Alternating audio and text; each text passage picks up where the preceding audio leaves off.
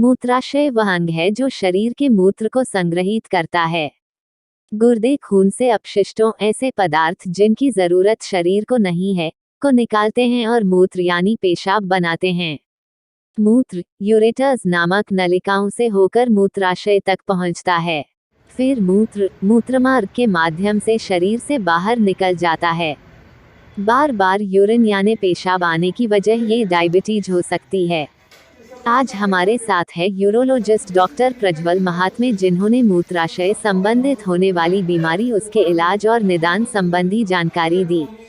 आइए जानते हैं मूत्राशय के बारे में।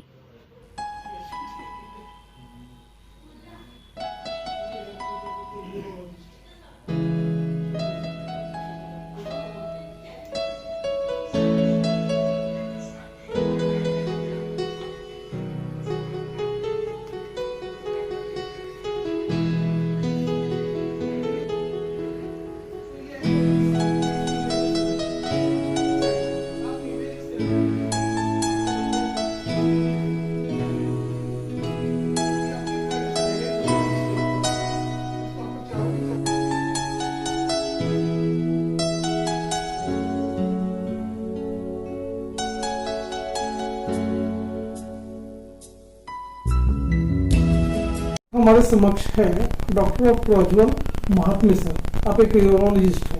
हाँ सर, हमारे चैनल से आपका स्वागत है। धन्यवाद। सर, हम आपसे ये जानना चाहेंगे कि जो low immunity, uncontrol blood sugar है, जिनको हाइपरटेंशन है, इनमें ये देखा गया कि यूरिन रिलेटेड डिजीज काफी बढ़ रहा है। तो आप ये बताइए कि किस तरह के अपने यहाँ पेशेंट्स अपने क्लिनिक में आते हैं, उस बारे में। मेनली जो यूरोलॉजिकल इश्यूज होते हैं, जैसे यूरिन बार बार लगना, यूरिन में जलन होना, यूरिन का इन्फेक्शन, ये जो चीज़ें हैं ये डायबिटीज़ जिनमें होता है उनमें काफ़ी कॉमन होता है। जितना डायबिटीज़ अनकंट्रोल रहेगा, जितना शुगर लेवल बॉडी की ज़्यादा रहेगी, उतना इन्फेक्शन होने का चांस ज़्यादा होता है। पेशेंट को बार बार यूरिन लगती है, जलन होती है। हाइपरटेंशन से यूरिन जो यूरोलॉजिकल इश्यूज है वो डायरेक्टली नहीं होते, उससे किडनी पे डायरेक्ट असर होकर किडनी खराब होने का चांस रहता है। बट डायबिटीज से डायरेक्टली यूरोलॉजिकल इश्यूज होते हैं। लो इम्यूनिटी रही, उससे भी इन्फेक्शन का चांस ज़्यादा रहता है। पर्टिकुलरली अगर मेल पॉइंट ऑफ व्यू से देखेंगे तो प्रोस्टेट एक काफ़ी प्रोमिनेंट इशू है यूरोलॉजी में। वो एक ग्रंथि नॉर्मल अपने शरीर में होती है, जो एक 50 ईयर्स के बाद उसका साइज बढ़ना चालू होता है। जैसे बाल सफ़ेद होते हैं, बाल झड़ते हैं, उसी तरह से वो ग्रंथि जो है वो 50 ईयर्स के बाद उसका साइज बढ़ना चालू होता है। उसका लोकेशन जो होता है वो पेशाब की थैली और नली के बीच में रहता है, और पेशाब की नली प्रोस्टेट ग्रंथि के बीच से होकर गुजरती है। उसकी वजह से उसका साइज जब बढ़ता है तो पेशाब निकालने में रुकावट पैदा होती है। अभी इनिशियली वो रुकावट जो होती है उससे मेडिसिन से इलाज किया जा सकता है, बट अगर वो तकलीफ काफ़ी बढ़ गई या मेडिसिन से कंट्रोल नहीं हो पा रही है चीज़ें, तो फिर ऑपरेशन करना होता है। जैसे आपने बोला मेल इनफर्टिलिटी, अभी आज के ज़माने में इनफर्टिलिटी का इशू बहुत ज़्यादा उभर के आ रहा है। जितने भी इनफर्टिलिटी के पेशेंट्स होते हैं उसमें 40% प्रॉब्लम मेल्स में होता है, 40% फीमेल में हो सकता है, और 20% प्रॉब्लम जो होता है वो दोनों में, या फिर कई प्रॉब्लम समझ में नहीं आता। तो मेल इनफर्टिलिटी जो होता है वो स्ट्रेस रिलेटेड होता है, काफ़ी कुछ अनुवांशिक चीज़ें होती है, उसके कारण हो सकता है। या फिर जो आजकल स्मोकिंग हो गया, अल्कोहल कंजम्पशन, टोबैको कंजम्पशन, उसकी वजह से भी फर्टिलिटी का इशू होने की बहुत संभावना रहती है। सर, स्पेशली कोविड हुआ है, उसके बाद से पेशाब बार बार लगना और पेशाब करने की इच्छा होना ज़्यादा, वो एक आम सिम्टम होता है जो कोविड पेशेंट्स को होने की संभावना रहती है। हर किसी में नहीं होता, बट एक काफ़ी बड़ा नंबर है जिसमें ये प्रॉब्लम होने की संभावना है।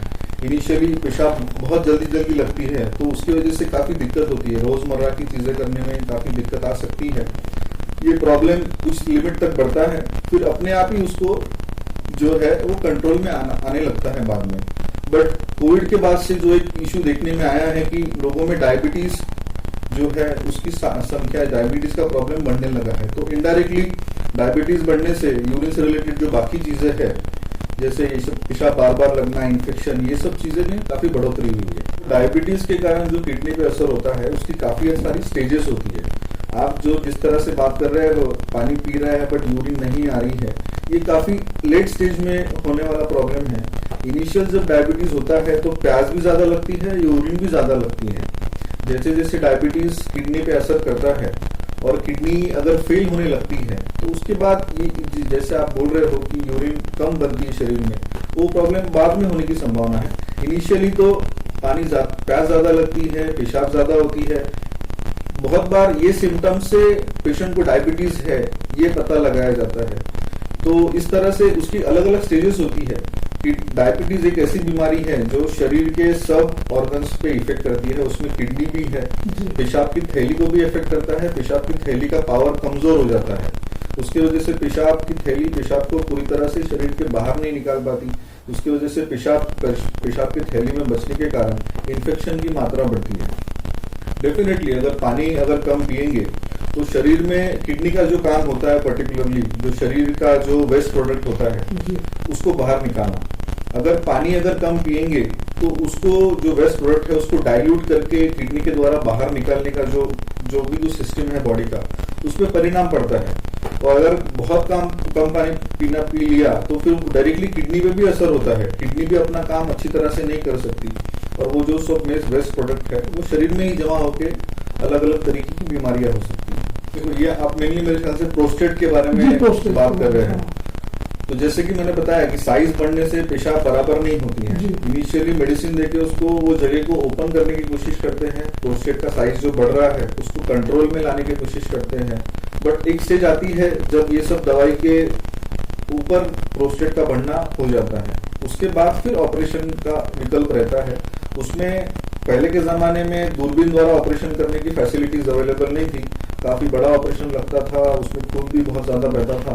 बट अभी जैसे टेक्नोलॉजिकल एडवांसेस हुआ है उसकी वजह से दूरबीन द्वारा ऑपरेशन करना काफी आसान हो गया है।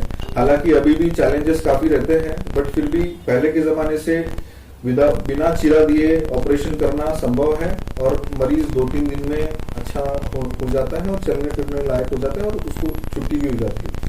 तो जो टेक्नोलॉजी है वो इतनी अच्छे से एडवांस हो गई है, इस तरह की जो प्रॉब्लम है उसको काफी इजीली टैकल करना पॉसिबल है। देखो यूरोलॉजी में मेनली जो डिसीजेस होते हैं, किडनी स्टोन वो एक काफी इम्पोर्टेंट फैक्टर है। किडनी स्टोन जो यूरोलॉजिकल डिसीजेस में आता है तो वो कम से कम हो उसके लिए पानी बहुत ज्यादा पीना जरूरी है। जिनको ऑलरेडी किडनी स्टोन हुआ है उन्होंने रोज 4 से 5 लीटर पानी पीने की जरूरत होती है ताकि 3 से 4 लीटर यूरिन बनना चाहिए। खाने में नमक कम खाना चाहिए और जो कैल्शियम की मात्रा है खाने में वो नॉर्मल होनी चाहिए। ये एक काफी बड़े मिसकंसेप्शन है अपने समाज में कि जिनको स्टोन हुआ है उन्होंने कैल्शियम बंद कर देना चाहिए। ये एक गलत बात है। स्टोन अगर हुआ है तो आपको कैल्शियम की मात्रा नॉर्मल लेनी है, उसे बंद नहीं करना है, ठीक है। ये हो गया स्टोन के बारे में। जिनको प्रोस्टेट का प्रॉब्लम है, जिनको बार बार यूरिन लगती है, रात में बहुत बार उठने की जरूरत पड़ती है, ऐसे लोगों ने रात को शाम को 4 बजे के बाद या 5 बजे के बाद पानी लेने का सेवन कम कर देना चाहिए। चाय कॉफी का सेवन भी दोपहर के बाद नहीं करना चाहिए। कुछ लोग अगर अल्कोहल कंज्यूम करते हो तो उन्होंने उसकी मात्रा में कमी लानी चाहिए। ये सब चीजें करना इसलिए जरूरी है क्योंकि ये सब चीजों से रात में यूरिन ज्यादा बनती है, पेशेंट को रात में ज्यादा उठने की जरूरत पड़ सकती है, उसके कारण नींद डिस्टर्ब होती है, बाकी दूसरे दिन के सब प्रोग्राम डिस्टर्ब हो जाते हैं और पेशाब पूरी तरह से अटकने के भी प्रॉब्लम हो सकता है। तो इसलिए अगर आपको यूरिन का कुछ प्रॉब्लम है, कुछ आपको समझ में आ रहा है कि यूरिन के रिलेटेड कुछ संबंधित कुछ इश्यू है, तो उसे निग्लेक्ट नहीं करना चाहिए। जो भी आपके पास का यूरोलॉजिस्ट, नजदीकी जो डॉक्टर है, उनसे सलाह लेके प्रॉपर अपना जांच करा के मेडिसिन या फिर सर्जरी जो भी चीज आपके लिए जरूरी है वो करवानी चाहिए। क्योंकि अगर समय रहते इन चीजों पे इलाज नहीं किया गया तो फिर आगे कॉम्प्लिकेशंस होने की संभावना रहती है, किडनी खराब हो सकती है, जान का भी धोखा हो सकता है। इसलिए ये सब चीजों के बारे में अगर समय रहते बराबर स्टेप लिए गए तो फिर सब चीजें नॉर्मलाइज हो जाती है, इतने दूर तक बात पहुंचने की जरूरत ही नहीं होती। आजकल जो लाइफस्टाइल का इशू है वो काफी आम बात हो गई है, क्योंकि लाइफस्टाइल ऐसी हो गई है कि काम बहुत ज्यादा है लोगों में, बट एक्टिविटी जो रहती है बॉडी को जितनी जरूरत है वो नहीं हो पाती। उसकी वजह से डायबिटीज, ब्लड प्रेशर, ये सब बीमारियां काफी बढ़ गई है। तो ये बीमारियों से किडनी पे डायरेक्टली असर पड़ता है। किडनी का जो यूरिन बनाने का काम है उस पे हैम्पर होता है और यूरिन बराबर से बन नहीं पाती, इसकी वजह से किडनी फेल होने का काफी ज्यादा चांस रहता है। लगभग जिनको डायबिटीज, ब्लड प्रेशर है उन लोगों में 25% चांस रहता है कि उनकी किडनियां फेल हो सकती है। बाकी प्रोस्टेट जो है उस पर डायरेक्टली लाइफस्टाइल का इफेक्ट नहीं पड़ता, किडनियों पे पड़ता है। तो किडनियां अगर अपनी सेफ रखनी है, थोड़ी बहुत जितना भी अपने लाइफस्टाइल में आप daily routine activities, exercise, yoga या चलना फिरना जो भी आप इंक्लूड कर सको उतना अच्छा रहेगा, क्योंकि आजकल जो है अगर आप स्वस्थ रहोगे तो ही आप बाकी चीजें अच्छे से कर पाओगे। अगर आप हेल्दी ही नहीं हो तो बाकी सब चीजों का कुछ फायदा नहीं है। सबसे पहले तो जो भी पेशेंट हमारे पास आते हैं उनकी हम पूरी तरह से अच्छे से हिस्ट्री लेके उनकी जांच करके क्या इनको प्रॉब्लम है उसको समझने की कोशिश करते हैं। उसके बाद जो भी जांचें रिक्वायर्ड है वो ट्रीटमेंट यानी डिसीज के डायग्नोसिस तक पहुंचने के लिए, वो करने के बाद जो भी डिसीजेस यानी जो भी डायग्नोसिस होता है उस पर ट्रीटमेंट करने के लिए हर तरह की सुविधा अपने पास अवेलेबल है। Open surgery, endoscopic surgery, stone के लिए लेजर सर्जरी या फिर लैप्रोस्कोपिक सर्जरी, हर तरीके का इलाज यहाँ पे जो भी आज की लेटेस्ट टेक्नोलॉजी है वो सब तरीके से हम